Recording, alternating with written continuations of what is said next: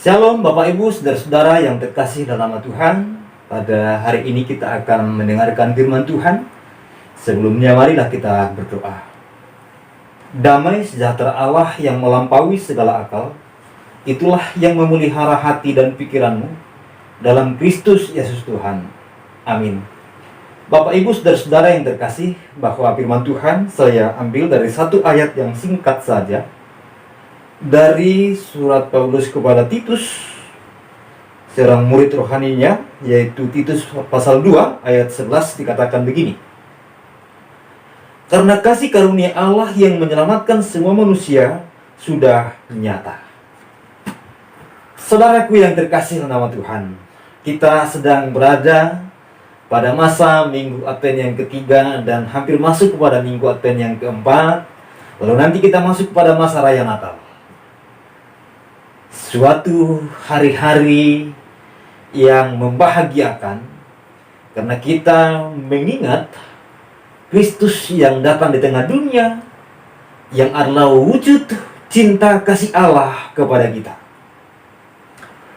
Itu yang dikatakan di dalam Injil Yohanes pada pasal 3 ayat yang ke-16, dikatakan, karena begitu besar kasih Allah akan dunia ini, sehingga ia mengaruniakan anaknya yang tunggal, supaya setiap orang yang percaya kepadanya tidak binasa, melainkan beroleh hidup yang kekal. Jadi, Natal adalah wujud dari kasih Allah bagi kita. Dan itu bisa kita rasakan di dalam Kristus Tuhan yang adalah Putra Natal itu sendiri. Natal adalah di mana Allah menunjukkan kasih sayangnya, kemurahannya, kebaikannya yang sudah dinubuatkan oleh para nabi perjanjian lama. Oleh karena itu kita pantas bersukacita, kita pantas bersyukur kepada Dia, yaitu Allah kita, yang begitu peduli kepada kita. Sejak semula ketika Dia menciptakan manusia, Dia menunjukkan kasih-Nya yang sangat luar biasa. Dia menciptakan manusia itu seturut dengan gambar dan rupanya. Dan kemudian tatkala manusia itu telah jatuh dalam dosa, masih diberikan kesempatan untuk mendapatkan pengampunan. Allah mencari Adam yang telah berdosa itu di taman untuk menebusnya dengan mengorbankan korban, di mana binatang yang akhirnya kulitnya diambil dan tentu darahnya tercurah dan kulitnya diambil untuk menjadi pakaian dari Adam dan Hawa pada masa itu. Suatu kasih Allah yang sangat luar biasa, yang Dia menebus manusia yang berdosa. Paulus kepada jemaat di Roma berkata bahwa semua manusia berdosa dan telah kehilangan kemuliaan Allah. Tidak ada yang mencari Allah. Tidak ada yang berakal budi. Bahwa kemudian firman Tuhan juga berkata bahwa upah dosa ialah maut. Dan semua manusia berdosa berarti akan merasakan maut sebagai hukuman dari dosa-dosanya. Tetapi Allah yang penuh kasih dan kemurahan hendak memberikan kita solusi untuk menebus kita dari keberdosaan. Dan kita boleh menerimanya di dalam Kristus Tuhan yang telah rela datang di tengah dunia. Saya selalu mengatakan bahwa kedatangannya adalah sebuah pengorbanan. Bukan hanya kematiannya yang menjadi pengorbanan, tapi kedatangannya saja pun di tengah dunia adalah sebuah pengorbanan, melampaui realitas manusia atau alamiah belaka. Dia datang di tengah dunia yang adalah Tuhan, mengambil rupa manusia, menjadi sama dengan saudara dan saya. Itu sesuatu yang sangat-sangat luar biasa.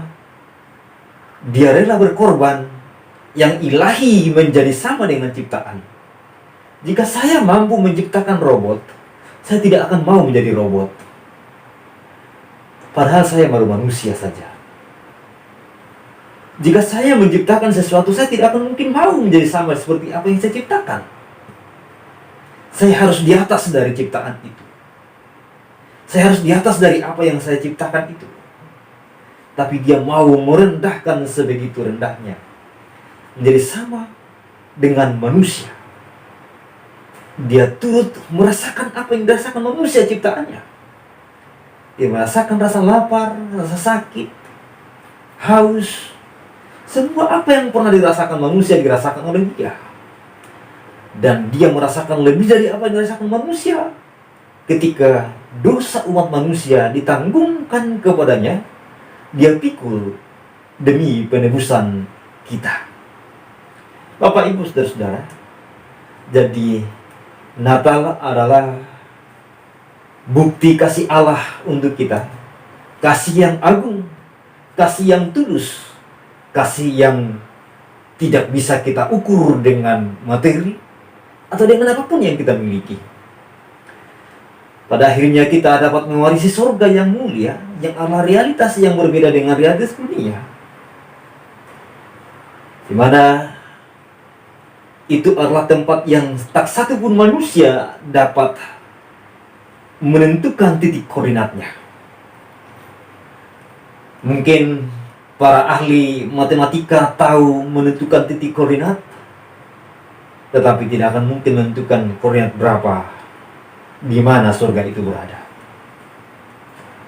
Mungkin dengan teknologi seperti sekarang, bahwa banyak orang untuk menjangkau satu tempat bisa dengan mudah dengan menggunakan Google Maps.